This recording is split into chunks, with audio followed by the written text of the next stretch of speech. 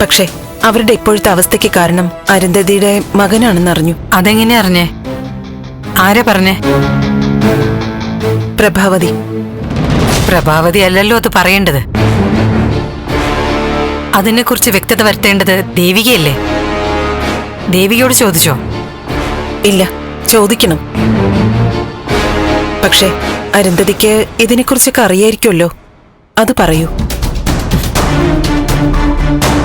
എന്താണ് ഋഷിയും ദേവികയും തമ്മിലുള്ള ബന്ധം? പറയാം. ആദ്യം ഞാനും ദേവികയും തമ്മിലുള്ള ബന്ധം പറയാം.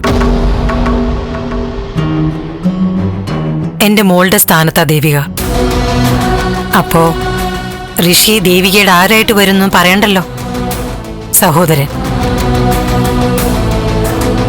ദേവികയ്ക്ക് ഋഷി സഹോദരൻ തന്നെ ചന്ദ്രമതി. അമരം 4K ദൃശ്യ മികവോടെ നവംബർ 7 മുതൽ ലോകമെമ്പാടുമുള്ള തിയേറ്ററുകളിലേക്ക്.